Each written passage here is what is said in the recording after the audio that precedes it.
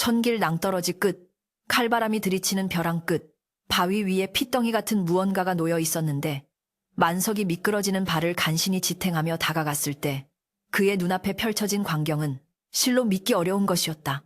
강보 하나, 제대로 두르지 않은 갓난아이가 자줏빛으로 얼어붙은 몸을 비틀며 허공을 향해 울부짖고 있었으니 그 울음소리에는 서러움이나 고통을 넘어선 마치 하늘을 꾸짖는 듯한 서슬퍼런 기백이 서려 있었다. 만석이 아가, 이 엄동설 안에 어찌하여 이런 곳에 버려졌단 말이냐? 라고 외치며 엉겁결에 자신의 누더기 속옷을 벗어 아이를 감싸 안는 순간 거짓말처럼 휘몰아치던 눈보라가 일시에 멈추고 먹구름 사이로 한 줄기 서광이 비쳐 아이의 얼굴을 비추었다. 기이한 정적 속에서 만석은 품에 안긴 아이의 온기를 느끼며 주저앉았고 방금 전까지 세상을 집어삼킬 듯 울어대던 아이는 만석의 체온이 닿자마자 거짓말처럼 울음을 그치고는 투명하리만치 맑은 눈망울로 그를 빤히 올려다보았다. 그 눈빛은 갓 태어난 아기의 것이라기에는 너무나 깊고 고요하여 만석은 순간적으로 등골이 서늘해지는 전율을 느꼈으나 곧 가슴 깊은 곳에서 솟구치는 알 수 없는 연민에 사로잡혀 아이를 더욱 꽉 끌어안았다. 네가 누구의 자식인지 어찌하여 이 험한 산 중에 버려졌는지는 모르겠으나 하늘이 내 앞에 너를 보낸 데에는 필시 곡절이 있을 터. 내 비록 입에 풀칠하기도 버거운 천한 나무꾼이나 너를 이대로 얼어 죽게 둘 수는 없다. 만석은 하늘을 향해 다짐하듯 읊조리며 굳어가는 다리에 힘을 주어 산을 내려가기 시작했다. 산 아래 외딴 곳에 자리 잡은 만석의 오두막은 비바람을 간신히 피할 정도로 허름하기 짝이 없었으니 부서진 문틈으로 황소바람이 들이치고 아궁이는 차갑게 식어 냉기만이 감돌고 있었다. 만석은 서둘러 마른 솔가지를 긁어 모아 불을 지피고 윗목에 놓인 깨진 독에서 쌀을 한 줌 꺼내어 급하게 미음을 끓이기 시작했는데 그의 손은 추위 때문인지 아니면 닥쳐올 운명에 대한 두려움 때문인지 걷잡을 수 없이 떨리고 있었다. 끓는 물에 쌀알이 풀어지며 희미한 김이 피어오르자 그는 숟가락도 없이 손가락에 미음을 찍어 아이의 입가에 가져다 대며 아가 이것이라도 먹어다오. 어미 전만 하겠냐마는 이것이 내게 있는 전부이니라 하고 애원하듯 속삭였다. 아이는 만석의 거칠고 투박한 손가락을 본능적으로 빨기 시작했는데 그 빠는 힘이 어찌나 강한지 만석은 손가락 끝이 저릿할 지경이었으나 그 작은 생명이 살려고 발버둥치는 모습에 왈칵 눈물이 솟구쳐 오르는 것을 참을 수 없었다. 평생을 가난과 고독 속에 갇혀 살아온 만석에게 이 핏덩이와의 만남은 단순히 버려진 아이를 거두는 일을 넘어 메마른 그의 삶에 처음으로 피어난 생명의 불씨와도 같았다. 그는 곤히 잠든 아이의 얼굴을 바라보며 오래전 역병으로 잃은 아내와 자식을 떠올렸고 가슴 한구석에 묻어두었던 그리움과 회한이 한꺼번에 밀려와 긴 한숨을 내쉬었다. 밤이 깊어지자 산짐승들의 울음소리가 다시 들려오기 시작했는데 평소 같으면 두려움에 몸을 떨었을 만석이었으나 오늘 밤은 곁에 누운 작은 생명 때문인지 오히려 마음이 차분하게 가라앉는 것을 느꼈다.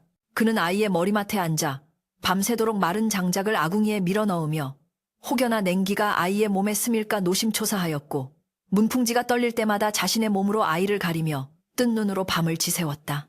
내 너를 무엇이라 불러야 할꼬. 눈보라치는 산중에서 달처럼 환하게 나타났으니 그래 해월 하유이라 하자. 바다에 비친 달처럼 세상의 어둠을 비추라고 말이다. 만석은 스스로 지은 이름이 마음에 드는지 껄껄 웃으며 아이의 볼을 조심스럽게 쓸어내렸다. 다음 날 아침 만석이 아이를 업고 마을로 내려가자 마을 사람들은 경악을 금치 못하며 수근거렸는데 개중에는 저 늙은이가 노망이 났나 어디서 핏덩이를 주워와서 고생을 자처하는가 라며 혀를 차는 이도 있었고 저 아이의 눈빛이 예사롭지 않네. 혹시 산신령이 노한 것은 아닐까 라며 뒷걸음질 치는 이도 있었다. 그러나 만석은 그들의 따가운 시선과 조롱 섞인 말들을 묵묵히 견디며 동양 젖을 얻기 위해 굽신거리는 것을 마다하지 않았다. 그는 마을의 촌장집 대문 앞에서 무릎을 꿇고 어르신이 아이는 제 자식이 아니오라. 하늘이 점지해준 생명입니다. 부디 쌀뜨물이라도 좋으니 한 모금만 나누어 주십시오. 라고 읍소하며 이마를 땅에 묻었다. 촌장은 만석의 간절한 태도와 등에 업힌 아이의 기이한 풍모에 압도되어 마지못해 쌀 한 되를 내어주었으나 만석아 내 형편에 그 아이를 키우는 것은 불 속에 뛰어드는 것과 같다. 나중에 후회하지 말고 관아에 넘기거라 라고 충고하는 것을 잊지 않았다. 하지만 만석은 그 말을 한 귀로 흘려들으며 소중한 보물을 얻은 듯 쌀자루를 품에 안고 덩실덩실 춤을 추듯 산길을 다시 올랐으니 그의 낡은 집신이 닳도록 험한 길을 오르내리면서도 입가에는 전에 없던 미소가 번지고 있었다. 오두막에 돌아온 만석은 쌀을 씻어 밥을 짓고 숭늉을 만들어 아이에게 먹이며 해워라 많이 먹고 무럭무럭 자라거라. 네가 장성할 때까지 이 아비가 뼈가 부서져라. 나무를 해올 테니 걱정 말거라. 라고 다짐했다. 그러나 하늘은 만석의 정성을 시험이라도 하듯 그해 겨울은 유난히 혹독하여 눈이 녹을 날이 없었고 붓감을 구하기 위해 산을 헤매던 만석은 몇 번이나 미끄러져 부상을 당하면서도 빈지게로 돌아오는 법이 없었다. 어느 날 눈 덮인 산길을 내려오던 만석은 발을 헛디뎌 낭떠러지로 굴을 뻔한 위기를 맞았으나 순간 등 뒤에서 누군가 자신을 잡아당기는 듯한 기이한 힘을 느끼고 중심을 잡을 수 있었다. 등에는 포대기에 쌓인 해월이 곤히 잠들어 있을 뿐이었으나 만석은 본능적으로 이 아이가 자신을 지켜주고 있다는 묘한 확신을 가지게 되었다. 시간이 흘러 봄이 찾아오고 산천의 진달래가 흐드러지게 피었을 때 해월은 어느새 포동포동하게 살이 올라 방긋방긋 웃으며 만석을 반겼으나 여전히 옹알이 한 번 하지 않고 침묵을 지키고 있었다. 마을 사람들은 아이가 벙어리라며 수근거렸지만 만석에게는 아이의 침묵이 오히려 깊은 지혜처럼 느껴졌기에 개의치 않았다. 그는 틈만 나면 아이를 지게 위에 태우고 산을 오르며 해워라 저기 피어난 꽃을 보아라. 춥고 긴 겨울을 이겨내고 피어난 것이니 얼마나 대견하냐. 너도 저 꽃처럼 모진 세상을 이겨내야 한다. 라고 세상의 이치를 가르치듯 혼잣말을 건넸다. 그러던 어느 날 밤 만석이 고단한 몸을 뉘고 잠이 들었을 때 꿈속에서 백발의 노인이 나타나 그 아이는 범상한 아이가 아니니 귀하게 기르지 않으면 큰 화를 입을 것이다. 라고 경고하며 사라지는 꿈을 꾸었다. 식은땀을 흘리며 잠에서 깬 만석은 옆에서 자고 있는 해월의 얼굴을 내려다보았는데 달빛에 비친 아이의 얼굴 주위로 희미한 서기가 감돌고 있는 것을 목격하고는 쏘스라치게 놀라 뒤로 물러섰다. 그것은 헛것이 아니었으니 아이의 몸에서 뿜어져 나오는 신비한 기운이 방 안을 가득 채우고 있었던 것이다. 만석은 그날 밤 잠을 이루지 못하고 뜬 눈으로 밤을 새우며 곰방대를 입에 물고 깊은 시름에 잠겼다. 내가 과연 이 귀한 아이를 감당할 수 있을까? 내 미천한 운명이 혹여 아이의 앞길을 막는 것은 아닐까? 그는 자신의 무능함과 가난을 탓하며 자책했으나 아이가 잠결에 자신의 손을 꼭 잡는 것을 느끼며 마음을 다잡았다. 아니다. 내 목숨이 붙어있는 한 무슨 일이 있어도 너를 지킬 것이다. 설령 그것이 천기를 거스르는 일이라 할지라도 내 모든 업보를 걸고 너를 품으리라. 계절이 바뀌고 세월이 흐르며 해월은 무럭무럭 자라났지만 그의 침묵은 더욱 깊어졌고 마을 사람들의 따돌림은 더욱 심해져만 갔다. 아이들이 돌을 던지며 벙어리 귀신 자식이라고 놀려대면 만석은 온몸으로 돌을 막아내며 아이를 보호했고 집에 돌아와서는 멍든 자리에 된장을 발라주며 몰래 눈물을 훔쳤다. 해월은 그런 만석의 눈물을 말없이 닦아주며 아무 말 없이 그윽한 눈빛으로 위로를 건넬 뿐이었다. 어느 늦가을 만석이 깊은 산속에서 붓을 캐고 있을 때 갑자기 숲속에서 거대한 멧돼지가 튀어나와 그를 덮치려 했다. 만석이 이제 죽었구나 하고 눈을 질끈 감은 순간 곁에 있던 어린 해월이 멧돼지 앞을 가로막고 섰다. 만석이 비명을 지르며 말리려 했으나 놀라운 일이 벌어졌으니 살기등등하던 멧돼지가 해월의 눈빛을 마주하자마자 꼬리를 내리고 순한 양처럼 엎드리는 것이 아닌가. 해월은 아무런 두려움 없이 멧돼지의 머리를 쓰다듬었고 멧돼지는 마치 주인을 만난 개처럼 킁킁거리다가 숲으로 사라졌다. 이 광경을 목격한 만석은 다리에 힘이 풀려 주저앉았고 해월을 끌어안으며 덜덜 떨었다. 해월아, 너는 도대체 누구냐? 사람이 짐승을 다스리다니 이것이 어찌 가능한 일이란 말이냐. 만석의 물음에도 해월은 그저 엷은 미소를 지을 뿐 여전히 입을 열지 않았다. 그날 이후 만석은 해월이 평범한 아이가 아님을 뼈저리게 실감하며 언젠가 이 아이가 자신의 품을 떠날 수밖에 없을 것이라는 예감에 가슴이 저려오는 것을 느꼈다.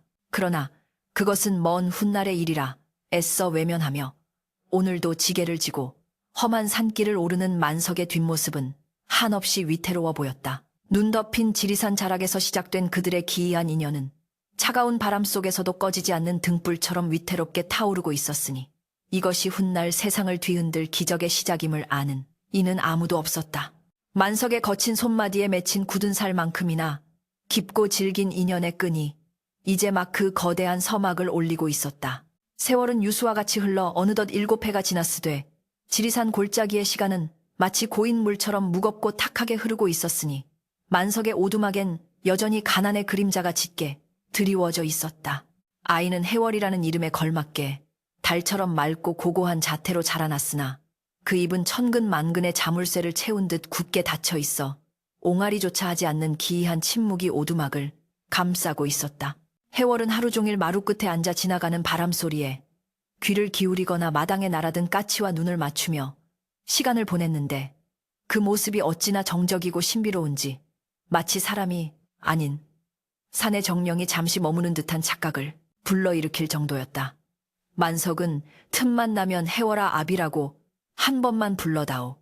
내 목소리를 듣는 것이 내 소원이다 라고 애원하며 아이의 손을 잡고 눈물 지었으나 해월은 그저 만석의 거친 손등을 어루만지며 깊은 눈망울로 그를 응시할 뿐 입술은 결코 열리지 않았다. 마을 사람들의 멸시는 날이 갈수록 심해져 이제는 대놓고 저 벙어리 놈이 마을의 재수란 재수는 다 갉아먹는다 며 삿대질을 해대기 일쑤였다. 특히나 그의 여름은 유례없는 가뭄이 들어 논바닥이 거북이 등처럼 갈라지고 우물마저 말라 비틀어지자 인심이 흉흉해진 마을 사람들 사이에서는 이 모든 재앙이 산에서 주어 저주받은 아이 탓이라는 흉흉한 소문이 독버섯처럼 퍼져나가고 있었다. 어느 무더운 여름날 오후 만석이 나무를 하러 산으로 간 사이 마을의 부잣집 아들인 칠성이 패거리가 오두막으로 몰려와 행패를 부리기 시작했다. 야, 이 병신 벙어리야. 내 놈 때문에 우리 집 논이 다 타들어간다지. 썩 나와서 비라도 내려보란 말이다. 칠성이가 던진 돌멩이가 해월의 이마를 스치고 지나가 붉은 피가 배어 나왔으나 해월은 비명 한마디 지르지 않고 그저 무심한 표정으로 그들을 바라볼 뿐이었다. 아이들의 조롱과 돌팔매질이 점점 거세져 해월의 옷가지가 찢어지고 온몸에 생채기가 났음에도 그는 마치 고통을 느끼지 못하는 사람처럼 혹은 그들의 어리석음을 연민하는 부처처럼 묵묵부답으로 일관했다. 뒤늦게 산에서 내려오다 이 광경을 목격한 만석은 지게를 내팽개치고 불같이 화를 내며 달려들었다. 이놈들아 천벌이 무섭지도 않으냐. 말 못하는 아이가 무슨 죄가 있다고 이리 모질게 구느냐. 만석은 온몸으로 쏟아지는 돌들을 막아내며 해월을 감싸 안았고 아이들은 미친 늙은이가 귀신 씌인 놈을 감싼다며 도망치듯 사라졌다. 만석은 피가 흐르는 해월의 이마를 자신의 흙투성이 옷자락으로 닦아주며 억장이 무너지는 슬픔에 목 놓아 울었다. 해월아 미안하다. 못난 아비를 만나 네가 이 고생을 하는구나. 내 살을 베어내서라도 너를 지키려 했건만 세상 인심이 어찌 이리도 야박하단 말이냐. 만석의 통곡 소리가 메마른 대지를 적시는 듯 했으나 해월은 그저 고요한 눈빛으로 만석의 눈물을 닦아주며 마치 괜찮습니다 라고 말하는 듯 희미한 미소를 지어 보였다. 그날 밤 만석은 끙끙 앓으며 자리에 누웠는데 낮에 맞은 돌 때문에 욱신거리는 몸보다 마음의 상처가 더 깊어 잠을 이룰 수 없었다. 그때였다. 살인문 밖에서 들려오는 청아한 목탁 소리가 고요한 밤의 정막을 깨트렸으니 그 소리는 규칙적이면서도 묘하게 사람의 마음을 파고드는 힘이 있었다. 만석이 아픈 몸을 일으켜 문을 열자 달빛을 등지고 선한 노승이 서 있었는데 누더기 승복을 걸치고 있었으나 그 풍채는 범접할 수 없는 위엄이 서려 있었고 깊게 패인 주름 사이로 빛나는 안광은 마치 세상의 모든 이치를 꿰뚫어 보는 듯 형형했다. 노승은 합장하며 지나가던 과객이오나 이 집안의 서린 기운이 예사롭지 않아 잠시 들렀습니다. 목을 축일 물 한 바가지 얻어 마실 수 있겠습니까? 라고 정중히 물었다. 만석은 비록 가난하나 오는 손님을 박대할 위인이 아니었기에 서둘러 밖으로 나가 표주박에 물을 담아 건넸다. 물을 단숨에 들이킨 노승은 만석을 향해 짓궂은 미소를 지으며 보시라. 대개 몸에서 나는 썩은 냄새는 단순히 땀 냄새가 아니로군요. 마음이 썩어 들어가니 육신도 병드는 법. 혹시 대간에 숨겨둔 보물이 대개 숨통을 조이고 있는 것은 아닌지 라고 알 수 없는 말을 던졌다. 만석이 의아해하며 되물으려던 찰나 방 안에 있던 해월이 인기척을 느끼고 문 밖으로 나왔다. 해월을 본 순간 노승의 표정이 일순간 굳어지더니 들고 있던 목탁을 떨어뜨릴 뻔했다. 노승은 한참 동안 해월을 응시하더니 깊은 탄식과 함께 무릎을 치며 외쳤다. 허허, 이 좁은 오두막에 용이 웅크리고 있었구나. 진흙 속에 묻힌 연꽃이요. 구름에 가려진 태양이로다. 그러나 이대로 두면 그 기운이 넘쳐 흘러 주변을 모두 태워버리고 말 것이다. 노승은 만석을 향해 엄숙한 목소리로 말을 이었다. 처사님, 이 아이는 범인의 자식이 아닙니다. 전생의 업이 두텁고 타고난 법력이 강대하여 속세에 머물면 필시 단명하거나 주변 사람들에게 큰 화를 입힐 팔자입니다. 아이를 살리고 싶다면 지금 당장 저를 따라 산문산문에 들게 하셔야 합니다. 청천벽력 같은 말에 만석은 바닥에 주저앉으며 사정했다. 스님, 무슨 말씀을 그리 무섭게 하십니까? 이 아이는 제 목숨과도 같습니다. 빚덩이 때부터 품어온 자식인데 어찌 생이별을 하란 말입니까? 만석은 노승의 바짓가랑이를 잡고 오열하며 애원했으나 노승의 태도는 단호하기 그지없었다. 인연이란 억지로 묶어둔다고 이어지는 것이 아니오. 때가 되면 놓아주는 것이 진정한 자비인 법. 처사님이 아이를 붙잡고 있는 것은 사랑이 아니라 집착입니다. 아이가 말문을 닫은 것은 속세의 언어로는 그 뜻을 담을 수 없기 때문이니 부처님의 법을 통해야만 비로소 말문이 트이고 세상을 구제할 그릇이 될 것입니다. 밤이 깊도록 만석과 노승의 실랑이는 계속되었으나 만석은 마음속 깊은 곳에서 이미 알고 있었다. 해월이 보여주었던 기이한 행동들, 짐승을 다스리고 상처를 치유하던 불가사의한 힘, 그리고 마을 사람들의 끝없는 멸시와 저주, 이 모든 것이 아이가 이곳에 속할 수 없음을 증명하고 있었다. 만석은 곤히 잠든 해월의 얼굴을 바라보며 밤새도록 피눈물을 흘렸다. 내 욕심으로 너를 가둬두는 것이라면 그래 떠나보내는 것이 맞겠지. 네가 넓은 세상으로 나아가 큰 뜻을 펼칠 수만 있다면 이 아비의 외로움쯤이야 뼈가 으스러지도록 견디면 될 일이다. 새벽닭이 울 무렵 만석은 결단을 내린 듯 떨리는 손으로 해월의 짐을 꾸리기 시작했다. 낡은 옷가지 몇 벌과 아끼던 집신 한 켤레, 그리고 비상식량으로 볶아둔 콩 한 줌이 전부였다. 그는 해월을 깨워 노승 앞에 앉히고 차마 떨어지지 않는 입술을 깨물며 말했다.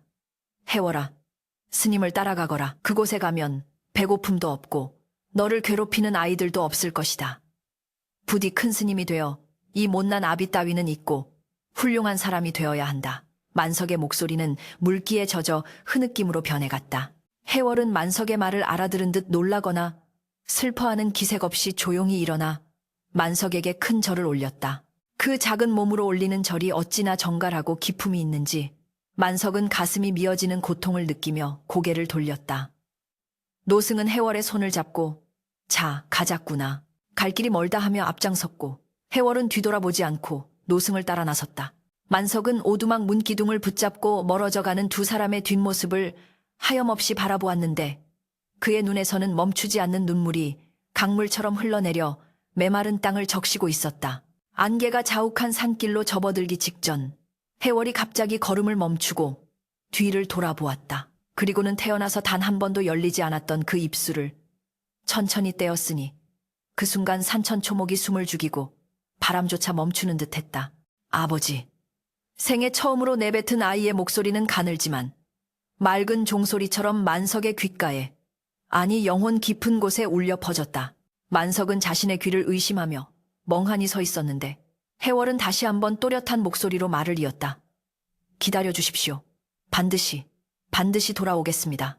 돌아와서 아버지의 은혜를 갚고 이 땅의 아픔을 씻어드리겠습니다. 그것은 어린아이의 투정이 아니라 마치 천년을 살아온 선인의 약속처럼 묵직하고 장엄한 맹세였다. 말을 마친 해월은 다시 뒤를 돌아 안개 속으로 사라졌고 만석은 그 자리에 무너지듯 주저앉아 해월아 해월아 하고 목 놓아 불렀으나 돌아오는 것은 텅 빈 산울림과 차가운 아침, 바람뿐이었다. 아이가 떠난 자리는 너무나 크고 공허하여 만석은 마치 자신의 심장이 도려내어진 듯한 상실감에 몸부림쳤다. 그렇게 해월은 떠났다. 기약 없는 이별 앞에 남겨진 만석은 홀로 오두막을 지키며 해월이 남긴 마지막 약속 하나만을 동아줄처럼 붙잡고 살아가야 했다. 그러나 그는 알지 못했다. 이 이별이 단순한 헤어짐이 아니라 훗날 세상을 뒤엎을 거대한 기적을 잉태하기 위한 뼈를 깎는 인고의 시간임을, 그리고 해월이 남긴 반드시 돌아오겠다는 그 한마디가 장차 만석의 비참한 운명을 구원할 유일한 열쇠가 될 것임을. 지리산의 깊은 골짜기는 다시금 무거운 침묵에 잠겼으나 그 침묵 속에는 언젠가 폭발할 듯한 비장한 기운이 꿈틀거리고 있었다. 강산이 2번이나 변한다는 20년의 세월이 유수와 같이 흘러갔으되 지리산 자락에 홀로 남겨진 만석의 시간은 그날 아침 안개 속에 멈춰버린 듯하였으니 그의 기다림은 켜켜이 쌓인 낙엽처럼 두께를 더해만 갔다. 그동안 계절은 수없이 바뀌어 봄꽃이 지고 난 자리에 무성한 녹음이 우거지고 다시 단풍이 들어 낙엽이 지고 흰눈이 덮이기를 반복하였으나 떠나간 해월에게서는 기별 한 장, 바람결에 들려오는 소식 한 자락조차 없었다. 만석은 매일 아침 해가 뜨기도 전에 헐벗은 발로 산 어귀까지 나가 목을 빼고 기다리다 해가 뉘엿뉘엿 넘어갈 때야 비로소 땅이 꺼져라 한숨을 내쉬며 빈 오두막으로 돌아오곤 했으니 그의 굽은 등에는 천근만근의 그리움이 돌덩이처럼 얹혀 있었다. 애고 건장했던 나무꾼의 풍채는 온데간데 없이 사라지고 이제는 허리가 굽고 백발이 성성한 노인이 되어 지팡이 없이는 거동조차 불편한 신세가 되었지만 그의 눈빛만은 여전히 산 아래 길목을 향해 형형하게 타오르고 있었다. 그러나 야속한 하늘은 만석의 지극한 정성을 외면한 것도 모자라 그에게 인간이 감당할 수 있는 한계를 넘어서는 끔찍한 시련을 내리고야 말았다. 어느 해 늦여름 지독한 장마가 끝나고 습한 기운이 땅에서 올라올 무렵 만석의 왼쪽 다리의 원인을 알 수 없는 검은 반점이 피어오르기 시작했다. 처음에는 그저 벌레에 물린 듯 가렵고 따끔거리는 정도였기에 대수롭지 않게 여겨 쑥을 지시겨 발랐으나 며칠이 지나자 그 반점은 무서운 속도로 온몸으로 퍼져나가며 살을 파고들기 시작했다.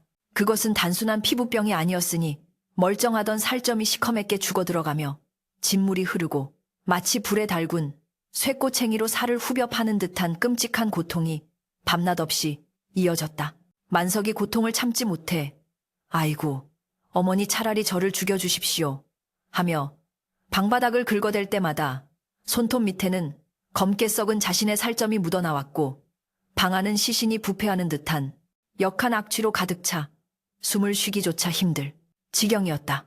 이 괴이한 병만은 만석의 육신을 철저하게 파괴해 나갔는데 발가락이 하나둘씩 문드러져 떨어져 나가고 종아리의 뼈가 허여멀건하게 드러날 정도로 살이 패였으며 얼굴마저 반쯤 썩어 들어가 흉측한 몰골로 변해버렸다.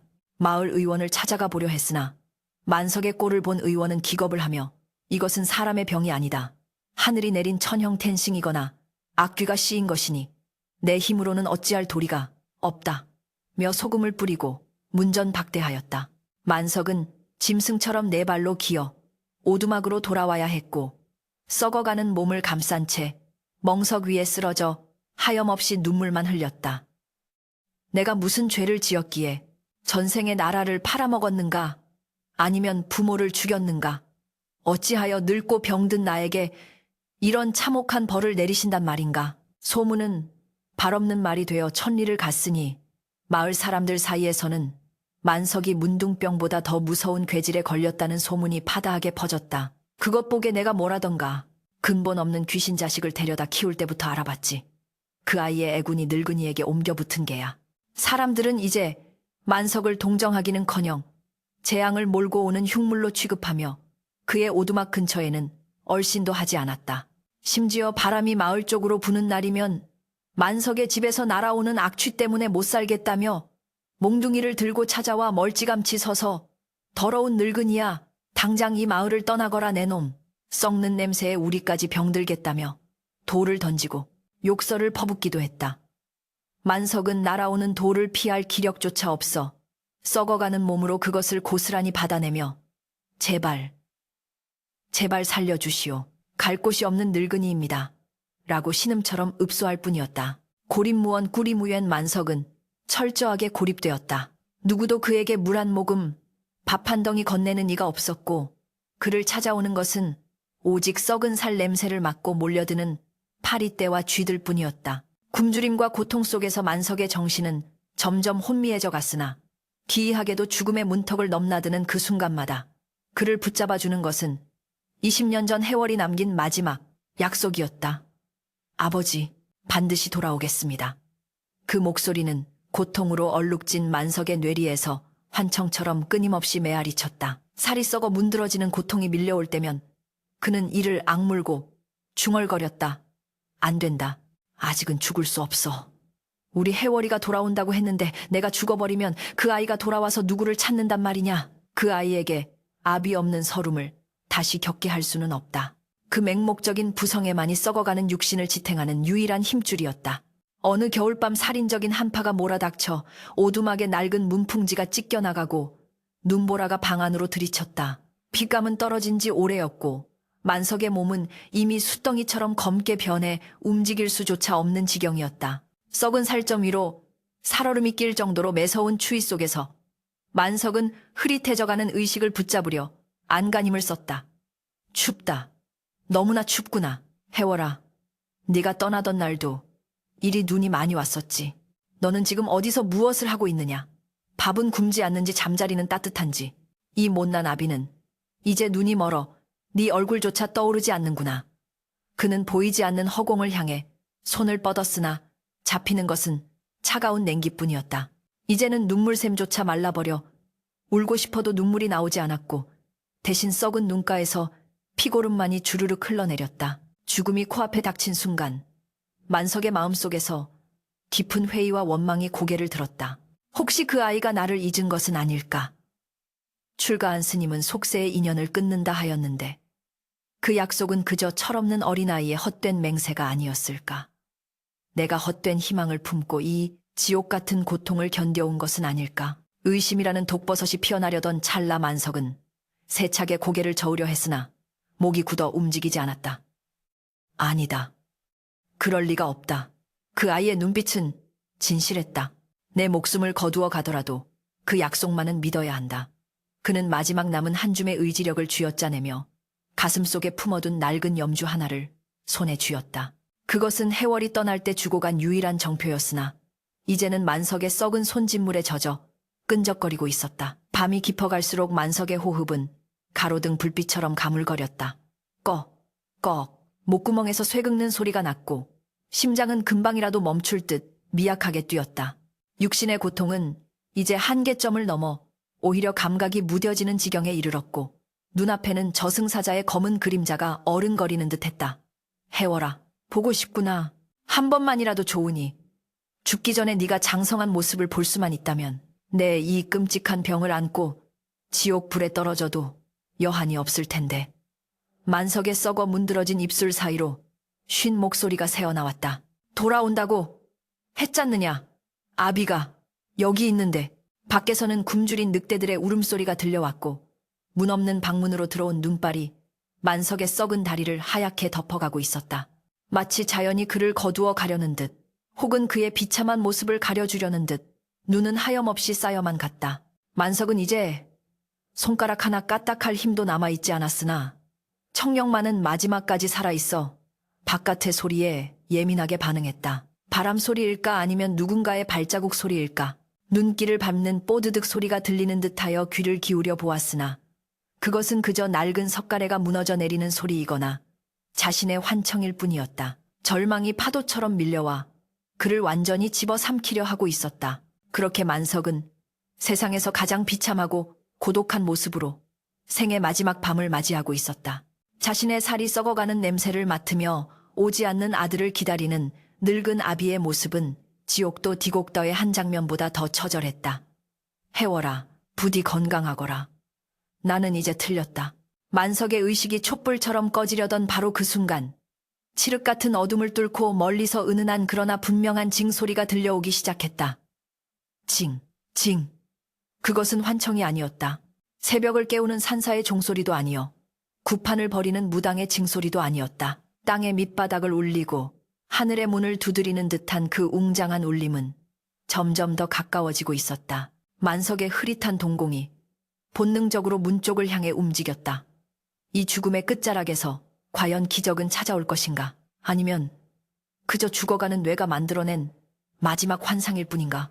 그토록 기다리던 죽음의 사자 대신 만석의 귀를 울린 것은 천지를 개벽할 듯한 장엄한 법고 바구 소리였으니 둥둥하고 울리는 그 소리는 눈보라치는 지리산의 골짜기를 타고 넘어와 썩어가는 만석의 심장을 강타했다. 단순한 북소리가 아니었다. 그것은 마치 땅속 깊은 곳, 지옥의 문을 부수고 영혼을 끌어올리는 듯한 묵직한 진동이었으며 곧이어 수십 개의 목탁 소리가 타닥타닥타닥하고 빗발치듯 이어지며 밤하늘에 정막을 산산조각냈다.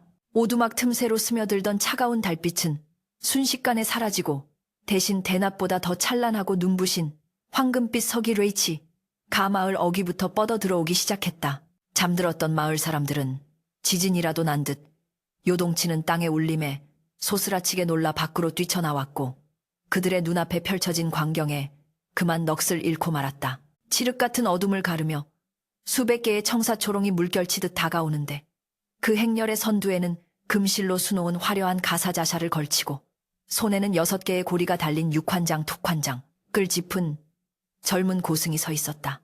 그의 뒤로는 회색 승복을 입은 수백 명의 승려들이 합장한 채 뒤따르고 있었으니 그 위세가 마치 부처가 영산회상에서 내려온 듯 거룩하고 압도적이었다. 고승의 발이 땅에 닿을 때마다 얼어붙은 눈길 위로 연꽃 모양의 금빛이 피어오르는 듯했고 그가 내뿜는 기운은 매서운 칼바람조차 따스한 봄바람으로 바꾸어 놓았다. 마을의 사나운 개들조차 짖을 생각도 못한 채 꼬리를 내리고 바닥에 납작 엎드렸으며 만석을 짐승 취급하던 마을 사람들은 알 수 없는 거대한 힘에 눌려 저절로 무릎을 꿇고 머리를 조아렸다. 그 고승은 다름 아닌 20년 전 집신 한 짝에 볶은 콩 한 줌을 들고 떠났던 아이, 바로 해월 하유에이었다. 해월은 마을 사람들에게 눈길 한번 주지 않고 곧장 만석의 오두막으로 향했다. 가까이 다가갈수록 코를 찌르는 시신, 썩는 냄새가 진동하여 수행하던 승려들조차 미간을 찌푸렸으나 해월의 표정은 태산처럼 흔들림이 없었다. 문짝이 다 떨어져 나간 오두막 앞에 선 해월은 잠시 걸음을 멈추고 깊은 숨을 들이켰다. 썩은 살점과 고름 냄새, 그리고 죽음의 냉기가 뒤섞인 그 처참한 공기를 폐부 깊숙이 받아들이며 그는 육환장을 땅에 쿵 하고 내려놓았다. 그 소리가 어찌나 맑고 강력했는지 오두막의 석가래에 쌓였던 먼지가 우수수 떨어져 내렸다. 해월은 천천히 무릎을 꿇고 썩어서 형체를 알아볼 수 없는 만석을 향해 가장 낮은 자세로 엎드려 큰 절을 올렸다. 이마가 차가운 흙바닥에 닿는 순간 그의 눈가에서 맑은 눈물 한 방울이 떨어져 대지를 적셨다. 방 안에 누운 만석은 눈이 멀어 앞을 볼 수 없었으나 온몸의 감각으로 알 수 있었다. 이 따스한 기운, 이 익숙한 느낌, 그리고 공기 중에 퍼지는 은은한 향내. 해월이냐? 만석의 입에서 쇳소리 섞인 신음이 흘러나왔다. 해월은 대답 대신 만석의 곁으로 다가가 피고름으로 엉겨붙은 만석의 손을 자신의 옥처럼 고운 두 손으로 감싸 쥐었다. 보통 사람이라면 닿기만 해도 기겁할 흉측한 손이었으나 해월은 마치 세상에서 가장 귀한 보석을 다루듯 소중히 어루만졌다. 만석은 화들짝 놀라 손을 빼내려 했다. 안 된다. 만지지 마라. 내 몸은 썩었다. 더럽다. 나에게서 멀리 떨어지거라. 만석은 자신의 추한 몰골을 보이기 싫어 몸을 비틀며 울부짖었다. 아들에게만은 이 끔찍한 모습을 보이고 싶지 않았던 아비의 마지막 자존심이었다. 그러나 해월은 만석의 손을 더욱 꽉 잡으며 20년 전 떠날 때와 똑같은, 아니 그보다 훨씬 더 깊고 웅장한 목소리로 말했다. 아버님, 제가 왔습니다. 늦어서 죄송합니다. 이 육신의 더러움은 마음의 거울에 비친 허상일 뿐 아버님의 영혼은 연꽃보다 맑음을 제가 압니다. 해월은 곧바로 자리에서 일어나 가부좌를 틀고 앉았다. 그리고 품에서 흑단으로 만든 염주를 꺼내들더니 만석의 머리맡에서 경을 읽기 시작했다. 그것은 죽은 자를 위한 염불이 아니었다. 산자의 업장을 씻어내고 생명을 다시 불어넣는 치유의 독경, 바로 지장보살 본원경, 디장부사 번얀깅이었다. 남방화주 지장보살, 남방화주 지장보살. 처음에는 시냇물 흐르듯 잔잔하던 독경 소리가 점점 커지더니 이내 폭포수가 쏟아지는 듯한 굉음으로 변해 오두막을 가득 채웠다. 뒤따라온 수백 명의 승려들도 일제히 목탁을 두드리며 독경에 합세하니 그 소리는 하늘을 찌르고 땅을 뒤흔드는 사자후 시즈헐가 되어 지리산 골짜기를 맹렬하게 휘감았다. 기이한 일은 그때부터 벌어졌다. 해월의 입에서 흘러나오는 경전의 글귀들이 마치 살아있는 금색 글자가 되어 허공에 떠오르더니 썩어가는 만석의 몸 주위를 빙글빙글 돌기 시작한 것이다. 오두막 안의 온도는 급격히 상승하여 한겨울의 냉기가 순식간에 사라지고 찜통 같은 열기가 감돌았다. 만석은 전신이 불타는 듯한 뜨거움을 느꼈다. 뜨겁다. 몸이 타들어간다.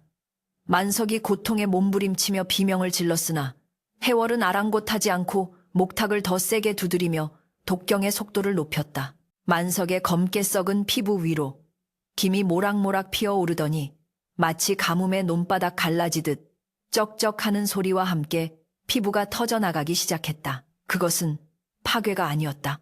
뱀이 허물을 벗듯 매미가 껍질을 뚫고 나오듯 죽은 살점이 떨어져 나가는 소리였다. 검은 딱지가 떨어져 나간 자리에서는 썩은 진물 대신 맑은 이슬 같은 땀방울이 맺혔고 악취가 진동하던 방 안에는 난데없이 그윽한 백합 향기가 퍼지기 시작했다. 밖에서 이 광경을 훔쳐보던 마을 사람들은 공포와 경외감에 사로잡혀 입을 다물지 못했다. 오두막의 틈새로 뿜어져 나오는 강렬한 황금빛 광채가 밤하늘을 대낮처럼 밝히고 있었기 때문이다. 저게 무슨 조화란 말인가. 사람이 불빛에 휩싸였어. 촌장은 덜덜 떨며 땅바닥에 머리를 쳐박고 부처님 살려주십시오. 저희가 몰라 뵙고 큰 죄를 지었습니다. 라며 통곡했다. 만석을 괴롭히고 멸시했던 그들의 죄책감이 해월의 법력 앞에 낱낱이 발가벗겨진 것이었다.